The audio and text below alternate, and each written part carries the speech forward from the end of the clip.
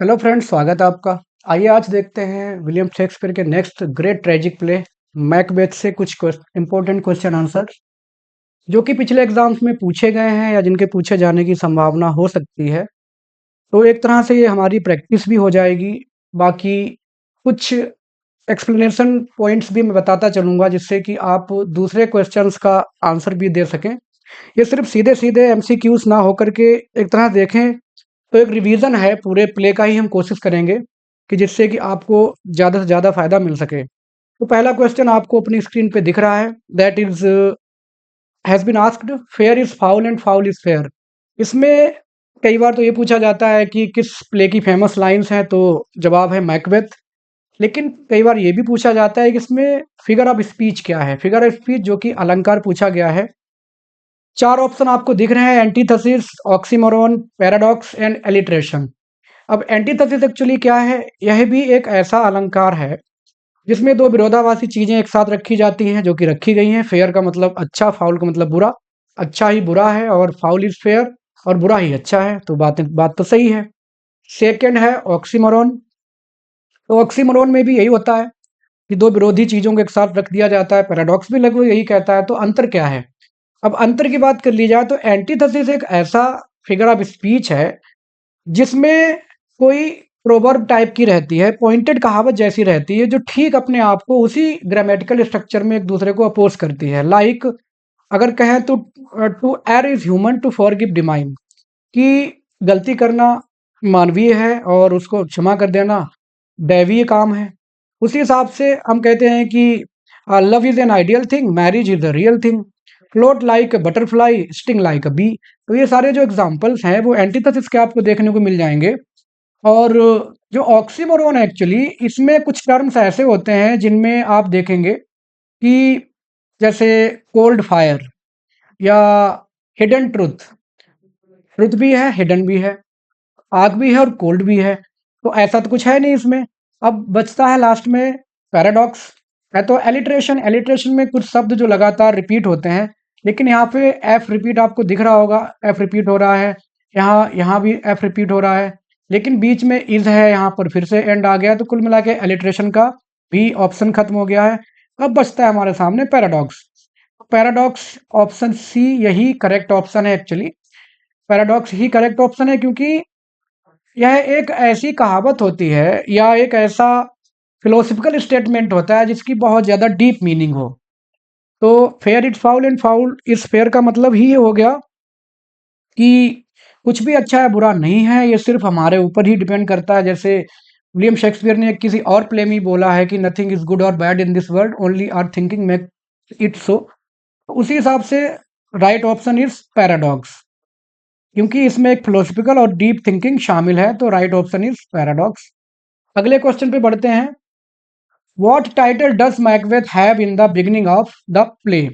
अब जब ये लड़ाई लड़के आ रहा होता है, बैंकों से युद्ध जीत के आ रहा होता है, तो रास्ते में बिचेस को मिलती हैं, बिचेस इसको वेलकम करती हैं। तो आपने अगर प्ले पढ़ा है, समरी देखी है, तो आप बताइए किससे, कौन से टाइटल का नाम लेकर के जो बिचेस हैं, जो चुड़ैलें मिलती हैं, वो पिशाचिनियाँ जो भी हैं, वो इनको वेलकम करती हैं। Thane of Cawdor, king of Cawdor, earl of Fife and thane of Glamis.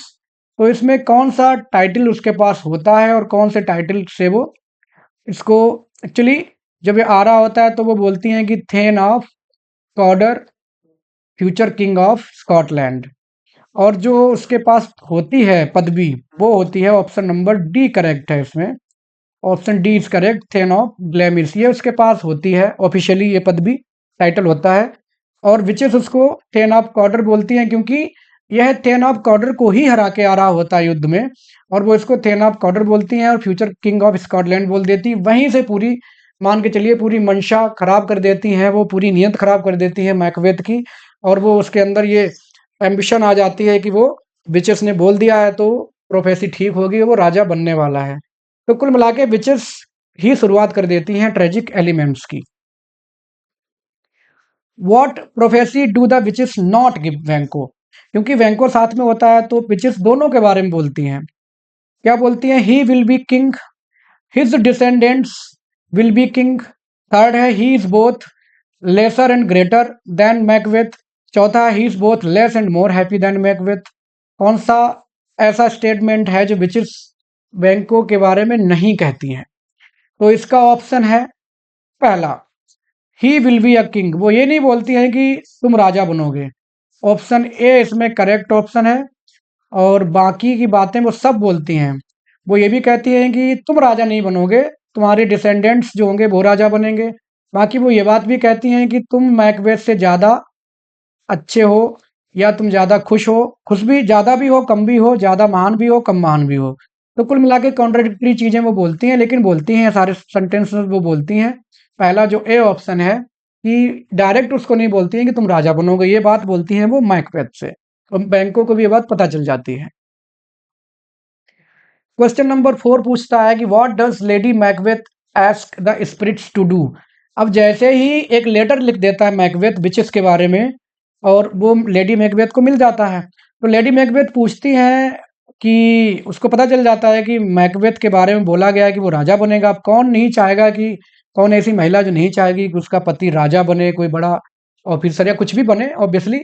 तो लेडी मैकबेथ बहुत ज़्यादा एम्बिशन में आ जाती हैं, और वो चाहती हैं स्पिरिट से कि क्या ऐसा चाहती हैं, क्या मांगती हैं कि मुझे ऐसा कर दो जिससे कि मैं उस एम्बिशन को, अपने पति की एम्बिशन को जल्दी पूरा कर सकूं। तो पहला ऑप्शन है grant her all the blessings, दूसरा है अनसेक्स हर, तीसरा है हेल्प हर मदर डंकन, और चौथा है फुलफिल हर एम्बिशन। तो इसका करेक्ट ऑप्शन है ऑप्शन बी, अनसेक्स हर। इसका मतलब क्या है? वो कहती है कि जो मैं एक फीमेल हूँ, फीमेल वीकनेस मेरे अंदर है, तो ऐसा करो कि मेरा जो फीमेल वीकनेस है वो खत्म कर दो, मेरा सेक्स चेंज कर दो, जेंडर चेंज कर दो, जिससे कि मैं अपने पति की एम्बिशन फुलफिल करने में पूरी हेल्प कर सकूं। और मुझे कोई, मतलब मेरे अंदर कुछ भावनाएं ही ना हो, ना मुझे उस पर दया है, ना मुझे कोई रिग्रेट हो। बस ऐसा कुछ कर दो, अनसेक्स मी, जिससे कि मैं ज़्यादा से ज़्यादा, जल्दी से जल्दी अपने पति के एम्बिशंस को पूरा कर सकूं, डंकन को उसकी हत्या करवाने में। तो option second is correct, unsex her. Question number 5, who says to whom look like the innocent flower but be a serpent under it. इस बात को कौन बोलता है और किससे कहता है? तो lady Macbeth to Macbeth, King Duncan to the guards, Banquo to Macbeth, witches to Macbeth. कौन कहता है कि दिखो तो फूल की तरह, लेकिन एकदम जहरीले सांप बन जाओ उसके अंदर, जिससे कि लोगों को तुम्हारी इच्छाओं का पता ना चले कि तुम क्या सोच रहे हो। तो इसका ऑप्शन है फर्स्ट, लेडी मैकबेथ मैकबेथ से बोलती है कि तुम अपने आप को ये मत दिखाओ कि तुम मन में ऐसा कुछ सोच के चल रहे हो, डंकन का मर्डर करने के बारे में सोच रहे हो, ऐसा अपने चेहरे से मत जताओ। दूसरों को ऐसे दिखाओ जैसे कि तुम एक फूल हो, एकदम बहुत सौम्य हो, स्वीट हो, लेकिन कोशिश करो कि अपने अंदर जो सरपेंट, मतलब जो बुरी भावनाएं हैं, मर्डर की जो फीलिंग्स हैं, उनको छिपा के रखो। What is king Duncan's fatal flaw? Actually ये हमर्शिया टर्म है जो कि एरिस्टोटल ने दिया है अपने एक वर्क पोएटिक्स में, कि ट्रेजेडी में हमर्शिया मतलब एक राजा या जो बड़ा लीडर होता है, कैरेक्टर जो ट्रेजेडी का शिकार होता है, उसके अंदर कोई फॉल्ट होता है, कोई कैरेक्टर में ऐसी कमी आ जाती है जिसकी वजह से वो पकड़ा जाता है, कोई एरर या मिस्टेक, और उसकी वजह से उसका ट्रेजिक फॉल होता है। तो वैसे तो मैकबेथ की ट्रेजेडी है, लेकिन डंकन के अंदर भी कोई ना कोई ऐसी बात थी जिसकी वजह से वो उसकी ट्रेजेडी हुई। और वो क्या थी वो आप बताइए। पहला ऑप्शन है एरोगेंस, दूसरा ऑप्शन है कवार्डिस, तीसरा है एंगर, चौथा है गलिबिलिटी। तो इन सब का मतलब क्या होता है वो आप डिक्शनरी में ढूंढिए, लेकिन जो ऑप्शन सही है वो है ऑप्शन डी। गलिबिलिटी का मतलब क्या है? To trust easily, to trust easily मतलब एकदम से वो भरोसा कर लेता है। मैकबेथ जीत के आता है, वो कहता है चलो ठीक है पहुंचो, मैं तुम्हारे घर आ रहा हूँ, तो मैं सम्मानित करूंगा। भाई अपने ही यहाँ कोई मान लीजिए आपके घर में एमपी विधायक आ जाए, तो लोग, गांव के लोग कहेंगे अरे भैया उन घर में विधायक जी आए हैं। इवन प्रधान कितनी वैल्यू है अपने इंडिया में, तो यह हाल है। और वहाँ राजा आ रहा है उसके घर पे। तो ठीक वैसे ही जल्दी भरोसा करने की जो उसकी गलती है, that is responsible for his murder. बहुत जल्दी भरोसा कर लेता है। Option D is correct. What is Macbeth fatal flaw? Macbeth की ट्रेजेडी है तो उसका फैटल फ्लॉ भी देख लिया जाए। तो पहला ऑप्शन है आपके पास जेलिसी, दूसरा है एम्बिशन, तीसरा है राथ, और चौथा है इमोशनल इंडल्जेंस। जेलिसी एक विलियम शेक्सपियर का एक और प्ले है जिसमें आपको पता होगा एक जेलिसी उनके किसी और कैरेक्टर की ट्रेजिक फ्लॉ है। वो किसका है? वो आपको पता होगा, वो है ओथेलो का। ओथेलो को अपनी पत्नी डेस्डेमोना से जेलिसी हो जाती है। सेकंड है एम्बिशन, ये आप बताइए। एम्बिशन ही एक्चुअली मैकबेथ का ट्रेजिक फ्लॉ है, तो ऑप्शन बी करेक्ट है। चलते चलते इसको भी देख लेते हैं, इमोशनल इंडल्जेंस। ये एक्चुअली एंटनी एंड क्लियोपेट्रा जो है उसके ऊपर है। तो एंटनी की ट्रेजिक हमर्शिया एक्चुअली इमोशनल इंडल्जेंस, बहुत ज़्यादा वो आसक्त हो जाता है भावनात्मक रूप से। इंडल्जेंस का मतलब क्या है? आसक्ति, अपने आप को भूल जाता है। दिस इज, तो ये ट्रेजिक फ्लॉ है एंटनी एंड क्लियोपेट्रा में एंटनी का। What appears to Macbeth before he murders Duncan. Duncan के मर्डर करने से पहले बहुत सारे हेलुसिनेशंस आने लगते हैं, तो कौन सा है जो उसको आता है, सबसे ज्यादा हेलुसिनेशन आता है, वो बताइए। आपको वो बताना है। पहला ऑप्शन है विचेस, चुड़ैलें दिखाई देने लगती हैं। सेकंड है क्राउन, सिंहासन, जो राजा का मुकुट है वो दिखाई देने लगता है। सी अ घोस्ट, चौथा अ डैगर। क्या दिखाई देता है? Option D is the correct answer, एक डैगर उसको दिखाई देती है। Option D is correct. Dagger एक खून से लथपथ होती है, उसको वो मैकबेथ देखता है, उसको लगता है कि ऐसा क्यों हो रहा है, तो हेलुसिनेशंस में डैगर दिखाई देती है। Who is suspicious of Macbeth but keep silent. जैसे ही डंकन मारा जाता है, एक ऐसा इंसान है जिसको शक हो जाता है मैकबेथ पे, लेकिन वो कुछ कहता नहीं है। देन हु इज दिस, बताइए आप। Macduff, Banquo, guards and Lady Macbeth. Option B is the correct option. Option B is the correct option. Banquo जो कि उसका फ्रेंड ही होता है, सहयोगी होता है, वो समझ जाता है कि Macbeth is the real murderer, लेकिन वो अपनी दोस्ती के खातिर चुप रहता है, कहता है चलो जैसा भी है let it happen. What does Macbeth fear most about बैंको। बैंको के बारे में मैकबेथ को किस बात का डर लगा रहता है? ही will be king, he will disclose his crime, his courage and fighting skill, his understanding and prophecy of about his descendants. किस बात का उसको डर लगता रहता है? तो ऑप्शन जो इसमें आपको दिख रहा है वो ऑप्शन डी इज करेक्ट, क्योंकि बैंको मैकबेथ से ज़्यादा समझदार है और इस बात को मैकबेथ जानता है कि अगर वो रह गया तो उसे ह्यूमन नेचर का बहुत अच्छे से पता है, वो ज़रूर बता देगा लोगों को। बाकी उसके सामने भी प्रोफेसी हुई है कि भले वो राजा ना बने लेकिन उसके डिसेंडेंट्स जरूर राजा बनेंगे। तो इसलिए जब मैकबेथ मर्डरर्स को हायर करता है बैंको की हत्या कराने के लिए, तो वो ये कहता है कि दोनों ही मारे जाएं, ना केवल बैंको बल्कि उसका पुत्र फ्लींस जो भाग जाता है, जिसका नाम होता है फ्लींस। तो वो कहता है वो भी मारा जाए, लेकिन फ्लींस किसी तरह से फॉर्चुनेटली बच जाता है उस अटैक से, और बाद में राजा बनता नहीं बनता वो तो प्ले में नहीं दिखाया गया, लेकिन वो बच जाता है। Who says you lack the season of all nature's sleep. ये बात कौन बोलता है? ये बात बैंको बोलता है, मैकबेथ बोलता है, लेडी मैकबेथ या Duncan. Option C is the correct option. Lady Macbeth Macbeth से बोलती है कि सुकून से सो जाओ और अपनी भावनाओं को इतना ज्यादा शैलो मत बनाओ कि सबको पता चल जाए कि तुम मर्डरर हो, और जो भी जैसा भी है कोशिश करो सोने की। तो वो उसको मर्डर के बाद बताती है कि अपने आप को दिखाओ, अपने आप को रिलैक्स दिखाओ। तो lady Macbeth is the right answer. What is the second image that Macbeth sees. Second image मतलब पहली इमेज है डैगर की, दूसरी इमेज वो किसको देखता है? ब्लडी चाइल्ड देखता है, घोस्ट ऑफ बैंको देखता है, घोस्ट ऑफ डंकन देखता है, डैगर देखता है। डैगर तो हो गई फर्स्ट इमेज। सेकंड इमेज तीन में से जो ऑप्शन पहला ऑप्शन है दैट इज करेक्ट ऑप्शन, एक ब्लडी चाइल्ड को देखता है।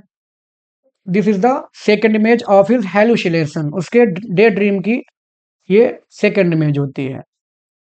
Who cautions Macbeth about Macduff. Macduff के बारे में कौन बताता है कि मैकडफ से थोड़ा सावधान रहना? इस बात को कौन बोलता है?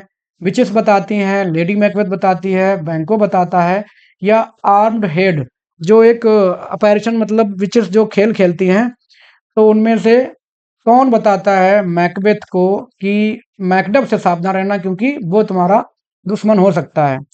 तो चार ऑप्शन में option D is the correct option. जो भगोने से जो भी चुड़ैलें उसमें से अपैरिशंस निकलते हैं, जो आकृतियां निकलती हैं, उसमें आर्म्ड हेड जो आता है वो बताता है कि मैकडफ से सावधान रहना। इसी वजह से इसको डरते हुए मैकबेथ क्या करता है, मैकडफ को मरवाने के लिए भेजता है, लेकिन मैकडफ पहले ही भाग चुका है, वहां से ब्रिटेन भाग चुका चुका होता है एक्चुअली सहायता के लिए। तो मैकडफ के परिवार को ये मरवा देता है मैकबेथ।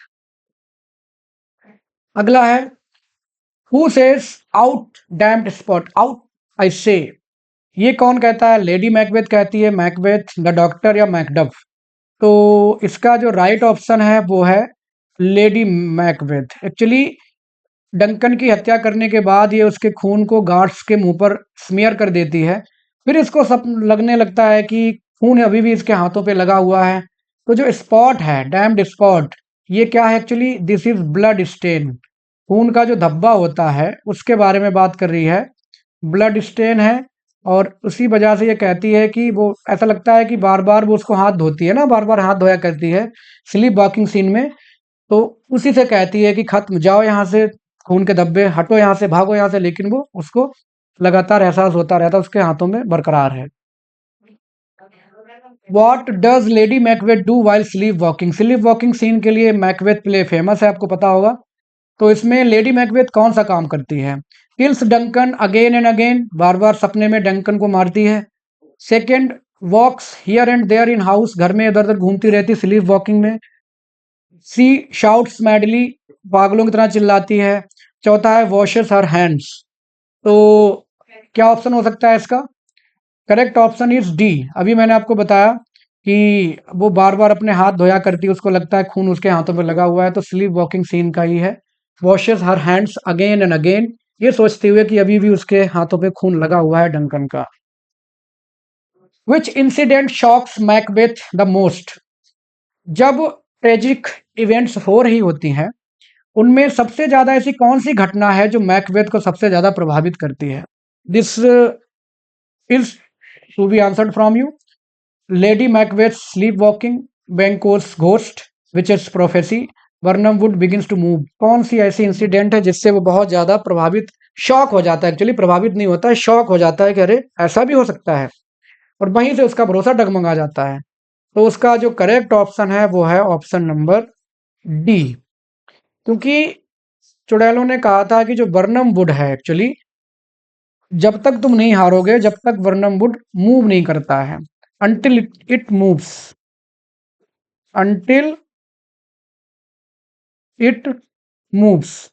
और क्या होता है, उसकी जो मैल्कम की जो सेना है, वो सैनिक अपने आप को छिपा लेते हैं उन शाखाओं से, बर्नम वुड से तोड़ करके शाखाएं लाते हैं, छिपा लेते हैं, और वो चलते हैं सेना में। तो इसको लगने लगता है कि सीधे डायरेक्ट जंगल के पेड़ चल रहे हैं, यही एक मैसेंजर आके बता देता है। तो बर्नम वुड चलने लगता है सिंबॉलिकल सेंस में, तो मैकबेथ वहीं से डर जाता है, उसको लगता है अब तो मेरा हारना तय है। To which does Macbeth compare life in the end? अंत में वो किस चीज से लाइफ का कंपैरिजन किया करता है? A dream, battle, an empty ambition, a tale told by an idiot. तो कौन सा ऑप्शन ठीक है? Option D is the correct option. वो कहता है कि life is just a walking shadow and it is just a tale told by an idiot full of sound and fury. Option D is the correct option. William Faulkner borrows the title of his famous novel Sound and Fury from Wooज सलीलकी। ऐसा कौन है character William Shakespeare का जिससे William Faulkner ने अपने famous novel का title बोरो किया है? हैमलेट की है, ओथेलो की है, मैकबेथ है, किंग लियर्स है। अब इतना यहाँ पे बताना आसान पड़ेगा आपके लिए, क्योंकि आप मैकबेथ को ही देख रहे हैं, तो जाहिर सी बात है मैकबेथ का ही क्वेश्चन है।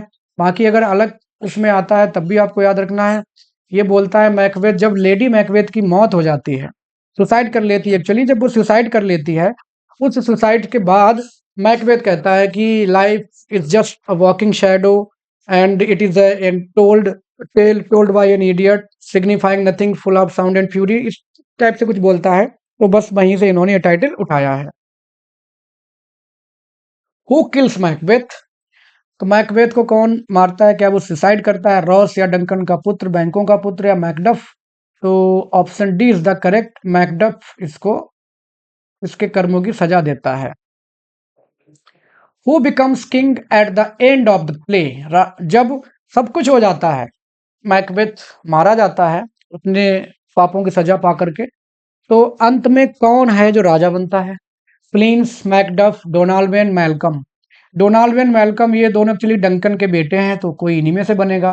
फ्लिंस को बताया गया था कि वेंको का पुत्र है, तो उसके पुत्र राजा बनेंगे। मैकडफ मैकबेथ को मारता है। चारों ऑप्शन करेक्ट लग रहे हैं, but you have to choose the right, the most suitable, that is Malcolm. Malcolm जो है वो डंकन का बेटा है, सन ऑफ डंकन है ये, तो ये बनता है राजा, son of Duncan. Son of Sardaar actually एक नई मूवी आने वाली है अजय देवगन साहब की, फिर से son of Sardaar two. Which character acts as foil to Macbeth? Foil का मतलब होता है एकदम एग्जैक्ट अपोजिट। जैसे कोई बेईमान है तो सामने वाला एकदम ईमानदार होगा, तो उनमें कौन है? Banquo, Lady Macbeth, Macduff, Lennox. Option C is correct.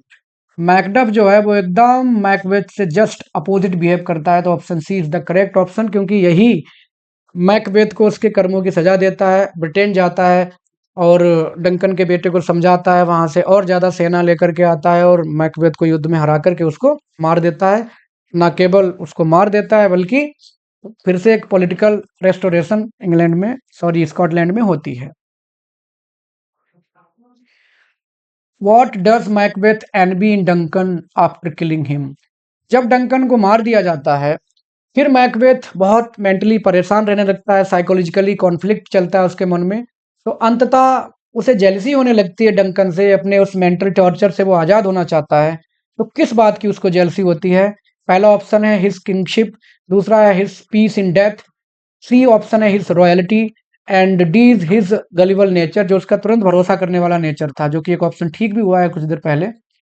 But यहाँ पर जो सबसे ज्यादा इंपॉर्टेंट ऑप्शन है, that is option B, his peace in death. वो उसकी उसके सुकून से परेशान, उसको लगता है कि बताओ, मैं यहाँ परेशान हूँ, इसको मारने के बाद भी मुझे सुकून नहीं मिल रहा है, लेकिन ये मरने के बाद एक आराम से सो रहा है। तो वो उसके सुकून से परेशान है, उसके सुकून से उसको नफरत हो रही है कि काश मुझे भी थोड़ा सुकून मिल गया होता। After being a king, still he is not enjoying it peacefully. Who says there is daggers men smiles? जब डंकन की हत्या हो जाती है, तब उसके बाद उसका बेटा है डोनाल्ड वेन, वो बोलता है कि जितने भी मोर्नर्स आए हुए हैं, ऑल द मोर्नर्स, मोर्नर्स का मतलब जो बिलाप करने आए हुए हैं, हो सकता है उन्हीं में कोई मर्डरर भी हो, क्योंकि उस समय पता नहीं होता है किसने मारा है। तब वो कहता है there is dagger in men smile, लोग जो मुस्कुरा रहे हैं उनकी मुस्कुराहटों में भी कहीं ना कहीं डैगर्स, छुरियां छिपी हुई हैं। तो definitely they are not true, they are not true mourners, ऐसा उसको लगता है ना। They are not true mourners, जरूर इन्हीं में से कोई ना कोई मर्डर भी छिपा हुआ है। इस बात को कौन बोलता है? Donalbain. Who is Hecate in the play Macbeth? अब हिकेट कौन है? मैकबेथ एंसेस्टर है, स्पाई, एक जासूस है, डंकन्स गार्ड है, या क्वीन ऑफ विचेस? तो right option is queen of witches. Actually ये डायरेक्ट नहीं आती है कभी भी मैकबेथ से बात करने, बाकी जो विचेस हैं वो बात करती हैं, लेकिन ये रानी है तो भाई वो खुद क्यों आएगी, उसकी नौकरानियां जाती हैं। तो Hecate is the queen of the witches. सोचिए, इनका भी अपना एक राज्य है। What is Lady Macbeth's attitude towards Macbeth's fears? Macbeth जब डरता है कि मैं उसको मारूं ना मारूं, तब वो क्या कहती है? She sympathises, she also gets afraid, she mocks him and calls it childish, and she ignores his fear. कौन सी बात है? तो option C is the correct option. वो कहती है क्या तुम, मतलब वो उसके एक तरह से पुरुषत्व, मैनहुड को चैलेंज करने लगती है कि तुम ऐसे होकर के ऐसे हो, मैं देखो मैं बिल्कुल नहीं डरती हूँ। तो उसके जो मैनहुड है, उस मैनहुड को वो चैलेंज करने लगती है। तो कुल मिला के मैनहुड को चैलेंज करती है वो कि आ, तुम ऐसे होकर भी इतना डरते हो, पुरुष होकर के एक मैं हूं जो बिल्कुल नहीं डर रही हूं। इस तरह से option C is the correct option.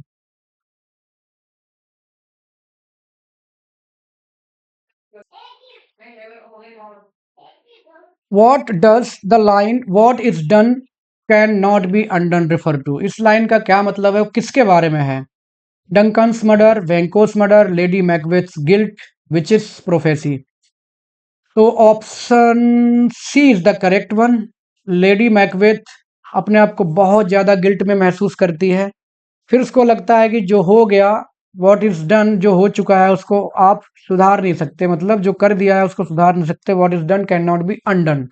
तो लेडी मैकबेथ के गिल्ट को ये रिफर कर रहा है this sentence. Who says all the perfumes of Arabia will not Sutton this little hand. ये एक्चुअली एक फिगर ऑफ स्पीच भी है जिसको हाइपरबोले बोलते हैं। अक्सर पूछा जाता है अलग से कि इसमें कौन सा फिगर ऑफ स्पीच है, क्योंकि बहुत बड़ी बात है, परफ्यूम उसके लिए अरबिया फेमस है, लेकिन सारी परफ्यूम भी इस हाथ पे डाल दी जाए, छिड़क दी जाए, तब भी इसकी जो बदबू है वो नहीं जाएगी। ये कौन बोलता है? लेडी मैकबेथ, मैकबेथ मैकडफ्स वाइफ या विचिस। तो इस बात को लेडी मैकबेथ बोलती हैं क्योंकि उनको लगता है उनके हाथ में जो खून की बदबू है, डंकन के खून की, वो कभी भी खत्म नहीं होगी, चाहे मैं कुछ भी कर लूं, कितने भी हाथ धो लूं, और चाहे पूरे अरब देश की खुशबू अपने हाथ पे लगा लूं, but still it will be there. What kind of irony has been used in the phrase brave Macbeth? Verbal, situational, cosmic, dramatic. Macbeth actually यहाँ पे की तो तारीफ गई है, और ये ब्रेव होता भी है। शुरुआत में थेन ऑफ कॉर्डर को हरा के आ रहा होता है, और ब्रेव मैकबेथ उसके बारे में बात करते हैं मैसेंजर्स। लेकिन आयरनी क्या है, क्योंकि तुरंत ही सिचुएशन बदल जाती है, तो ये सिचुएशनल आयरनी है। शुरुआत तो करता है एज ए ब्रेव सोल्जर, लेकिन बन जाता है वो टिरंट बन जाता है एकदम। टिरंट का मतलब निरंकुश बन जाता है, राजा हत्यारा बन जाता है। तो ये सिचुएशनल आयरनी यहाँ पर दिखाई गई है इस फ्रेज में। Who wants Macbeth the instruments of darkness tell us truths. इस सेंटेंस को कौन बोलता है? मैकबेथ को कौन समझाता है कि जो भी बुरी चीजें होती हैं, वो जैसे डार्कनेस है या बुरी चीजें, वो हमें बुरी चीजें ही बताएंगी, इसलिए आप ध्यान रखो ये जो बताया जा रहा है ये बहुत ज्यादा सही नहीं हो सकता है। Banquo, Lady Macbeth, witches, Duncan. तो ये वैंको है, ये इसको आगाह करता है किसके बारे में? जो विचिस प्रोफेसी है उसके बारे में आगाह करता है, वो विचिस की प्रोफेसी के बारे में, कि जो आप खुश हो रहे हो सकता है वो चीज सही ना हो, तो थोड़ा सावधान रहना, भरोसा नहीं करना है। विचिस की प्रोफेसी के बारे में है ये। Who says out out brief candle. इस बात को कौन बोलता है? अभी कुछ देर पहले आउट आउट डैम्ड स्पॉट बोला था, यहाँ पे आउट आउट ब्रीफ कैंडल है। ये कौन है? वे ब्रीफ कैंडल रिफर किसको कर रही है, ये आपको बताना है। लेडी मैकबेथ, मैकबेथ, बैंको, मैकडव। तो इसका करेक्ट ऑप्शन है बी, मैकबेथ। लेडी मैकबेथ की हत्या सुसाइड के बाद, एक्चुअली वो सुसाइड कमिट करती है, तब ये बोलता है कि ब्रीफ कैंडल किसको बोलता है एक्चुअली। ये रेफर है यहाँ पर लाइफ के बारे में। वो अपनी जिंदगी से भी दुखी हो गया है, तो कल्पना कर रहा है कि जल्दी उसकी जिंदगी भी खत्म हो जाए, है ना। लाइफ थोड़ा वैसा लिख गया है, खैर। लेकिन ये लाइफ के बारे में बोलता है कि मेरी जिंदगी भी ब्रीफ कैंडल, जो कि जलती हुई छोटी सी मोमबत्ती जैसी है, जल्दी फिनिश हो जाए, ऐसा वो बोलता है। Who says there is no art to find mind's construction actually in the face. आप किसी के चेहरे को देख के नहीं बता सकते उसके मन में क्या क्या है। बहुत अच्छी लाइन है ये, एक्चुअली आज के जमाने पे एकदम फिट बैठती है। मैकबेथ, लेडी मैकबेथ, बैंको, डंकन, कौन बोलता है? तो इसका करेक्ट ऑप्शन है ऑप्शन डी, डंकन। जब आता है, मतलब आता क्या, जब वो थेन ऑफ कॉर्डर उसके विरुद्ध विद्रोह करता है, जिसको मैकबेथ हराता है स्टार्टिंग में, थेन ऑफ कॉर्डर, तब ये लाइन बोलता है डंकन। किसके बारे में बोलता है? थेन ऑफ कॉर्डर के बारे में, कि इतना अच्छा मेरे लिए लॉयल था कभी, लेकिन आज ये कैसा हो गया है। तो इस लाइन को डंकन बोलता है कि वास्तव में किसी के चेहरे को देख के हम नहीं बता सकते उसके मन में है क्या। What does lady Macbeth fear in Macbeth's nature. जब लेडी मैकबेथ एकदम एम्बिशियस हो जाती है, प्लानिंग कर लेती है कि मुझे बदला, मतलब अपने पति की एम्बिशन पूरी करनी है चाहे कुछ भी हो जाए, तो उसे मैकबेथ के नेचर में एक चीज समझ में आती है कि शायद ये ऐसा गलती ना कर बैठे। वो बात क्या है? Too much ambition, too much hesitation, too much superstition, and too much kindness. क्या है ये आप बताएंगे? तो ऑप्शन इसमें डी वाला सही है। Option D is correct. वो कहती है कि your heart is full of milk of human kindness, ये बात वो बोलती है। What is the name of Macbeth's castle? Macbeth के कैसल का क्या नाम है? Elsinore, Birnam, Fife, Inverness. अब एल्सिनोर आप जानते हैं कि आता है कहाँ पड़ता है, अगर आपने पढ़ा होगा तो हैमलेट। एल्सिनोर में ये कहानी हैमलेट की घटित होती है। बर्नम ये क्या है actually? It is a wood. और Fife Inverness, option D is the correct option, is the name of Macbeth castle. Who says a little water clears us of this deed? Macbeth, Banquo, guards और Lady Macbeth. ऑप्शन D is करेक्ट। पहले Lady Macbeth बहुत ज्यादा उड़ती है, वो कहती है कि मार देंगे डंकन को, तुम राजा बन जाओ, और बहुत छोटा सा सिंपल सा पानी, हाथ धोने से खून साफ हो जाएगा, मतलब हमारे ऊपर कोई मर्डर नहीं आएगा। We will be completely free from any kind of guilt और accusation and will be queen and king. लेकिन जैसे ही डंकन मारा जाता है तो जो साइकोलॉजिकल टॉर्चर है उससे वो परेशान होके एकदम लास्ट में सुसाइड ही कर लेती है। तो ये बात बोलती है lady Macbeth. Who says, let not light see my black and deep desires? Lady Macbeth, Banquo, Macbeth, Malcolm। तो option C is the correct. Macbeth बोलता है कि जो मेरी ब्लैक एंड डीप डिजायर्स हैं ये क्या है? It is about murdering Duncan. Murdering Duncan, Duncan को मारने की जो उसकी इच्छाएं हैं वो हैं black and deep desires. Option C is correct. To which Malcolm refers as eternal curse? Macbeth's reign, betrayal of Scotland, witches of prophecy, Lady Macbeth. Actually जब मैकडफ जाता है इंग्लैंड में, इससे जहाँ ये भाग चुका है पहले से ही, मैल्कम और डोनाल्डन अलग अलग कंट्री भागते हैं, तो वहां जाकर वो मदद मांगता है। तो पहले जो मैल्कम है उसको आजमाता है मैकडफ को कि वास्तव में ये कहीं इसका चेला तो नहीं है मैकबेथ का छिपा हुआ। तो वो बहुत ज्यादा बुराइयां करता है, और फिर जब दोनों में समझ में आ जाता है, टेस्ट में वो जो पास हो जाता है मैकडफ, तब ये बात मैल्कम बोलता है कि अगर जो स्कॉटलैंड को धोखा देगा तो ये सबसे बड़ा उसके अभिशाप है, इटर्नल कर्स जैसा है। तो इसका मतलब है बिट्रेयल ऑफ स्कॉटलैंड, मतलब जो इनफिडेलिटी अगर कंट्री के प्रति है,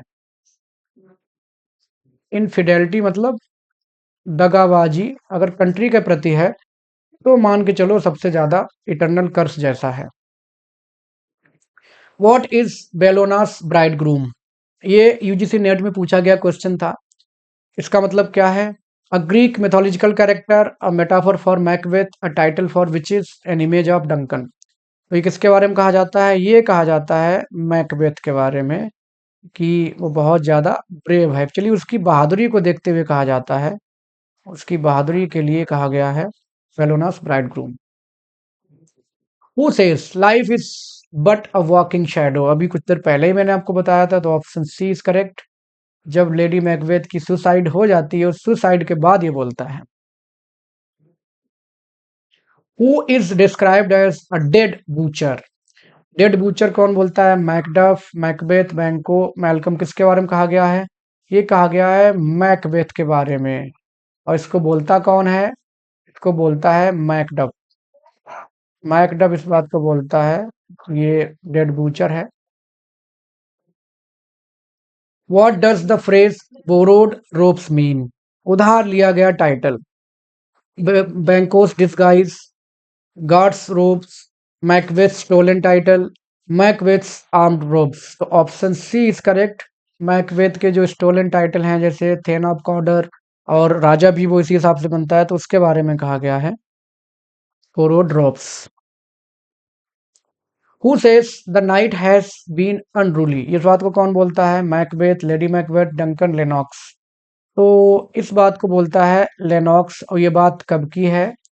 ये बात है before murdering Duncan, before murder of Duncan. Duncan की हत्या से पहले की बात है। इस बात को लेनॉक्स बोलता है कि आजकल जो नेचुरल फिनोमिनास हो रहे हैं वो बहुत ज्यादा खतरनाक हैं, कुछ बुरा होने वाला है।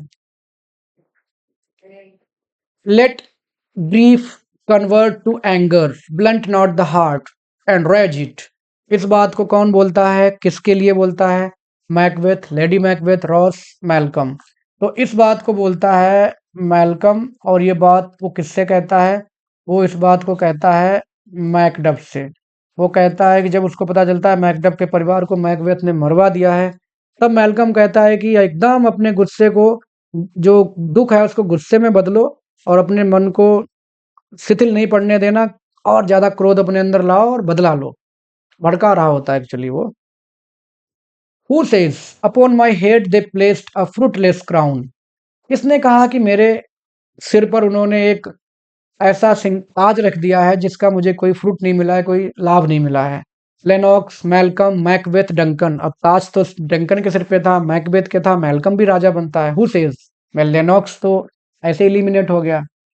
तो यहाँ पे करेक्ट ऑप्शन है आपका मैकबेथ। एक्चुअली मैकबेथ डंकन को मारने के बाद राजा तो बन जाता है, बट हकीकत में he is never at ease. He is constantly suffering from psychological torture. तब वो मजबूरी में बोलता है कि दे दे मतलब ऐसे ही हालातों के ऊपर बोलता है कि हालातों ने मुझे राजा बना दिया, ऐसे ऐसे मैं राजा बन गया, लेकिन वो जो क्राउन है वो फ्रूटलेस है मेरे लिए। Who is the speaker? My hands are of your colour but I shame to wear heart so white, which is Macbeth, lady Macbeth, Hecate. कौन बोलता है? Option C is the correct option. Lady Macbeth यहाँ पे entice कर रही होती है। किसको एंटाइस कर रही होती है वो? मैकबेथ को, कि देखिए मैं भी तुम्हारे जैसी हूँ, तुम्हारे जैसे कलर के हैं, लेकिन मुझे शर्म आएगी अगर मेरा मन भी तुम्हारे जैसा हो जाए। मतलब तुम इतना डर रहे हो मैकबेथ डंकन को मारने में, है ना?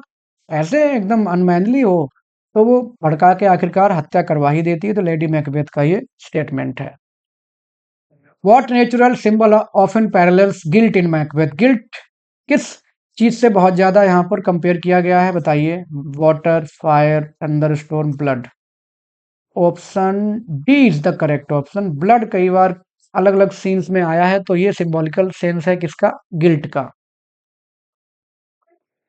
What does tomorrow and tomorrow and tomorrow express? Hope, continuation of events, the futility of life, never ending emotional conflict। बताइए, ये थोड़ा अच्छा क्वेश्चन है। तो correct option is the futility of life. The futility of life. और ये जो है, ये बोला किसके द्वारा गया है? ये बोला जाता है एक्चुअली मैकबेथ के द्वारा। इसको मैकबेथ बोलता है कि जिंदगी ऐसे ही चलती रहती है, टुमारो एंड टुमारो सब कुछ, और life is nothing just a walking shadow. जो मैं 2 बार पहले भी बोल चुका हूँ, तो रिपीट करने का मतलब नहीं है। Where is the place set? कौन से शहर, सिटी मतलब कंट्री में? Denmark, Norway, Rome, Scotland. Denmark में एक प्ले सेट है, और वो कौन सा है? That is Hamlet. Hamlet set है डेनमार्क में। नॉर्वे में कोई प्ले सेट है? आप दिमाग लगाइएगा। रोम में कौन सा प्ले सेट है? Antony and Cleopatra. रोम और इजिप्ट दोनों में सेट है एंटनी एंड क्लियोपाट्रा। स्कॉटलैंड में कौन सा बचा इसके अलावा? रोम में एक और प्ले सेट है उनका, that is Julius Caesar. Julius Caesar. यहाँ पे स्कॉटलैंड ही बचता है, that is our correct option. Scotland में सेट है आपका मैकबेथ। ये मैकबेथ स्कॉटलैंड में सेट है। Which literary device is used in the line O full of scorpions is my mind? मतलब मेरे मन में एकदम बिच्छू भरे पड़े हैं, मैं इतना ज्यादा परेशान हूँ। Simile, animal imagery. बिच्छू हैं तो एनिमल इमेजरी भी हो सकती है। Personification, metaphor. पर्सनिफिकेशन भी हो सकता है, बिच्छू वहां बिठाए गए हैं दिमाग में। What is the right answer? Option D is the correct option, metaphor. Metaphorical sense है। Scorpions symbolise all the mental conflict. symbolize all the mental conflict. Who has been described as having a wisdom that doth guide his valor? Macduff, Malcolm, Macbeth, Vanco। Option D is the correct option, क्योंकि इस बात को बोलता है, Macbeth बोलता है इस बात को कि वैंको जो है वो बहुत ही ज्यादा होशियार है, और उसकी होशियारी ही मुझे खल रही है। इस बात को मैकबेथ बोलता है वैंको के बारे में। What does the witches symbolize? Peace, chaos and temptation, natural phenomena, evil। क्या सिंबलाइज कर रही हैं, which is option B is the correct option. Chaos and temptation मतलब अस्त व्यस्तता और लालच। वो बताते हैं तुम राजा बन जाओगे, तुम ऐसे वैसे तमाम बातें। तो ये थे most important 50 MCQs from Macbeth. I tried to explain them to understand you easily. I hope the video will be helpful for you. आप चैनल को लाइक, सब्सक्राइब, शेयर कर सकते हैं। मिलते हैं किसी नेक्स्ट वीडियो में। Thanks for watching.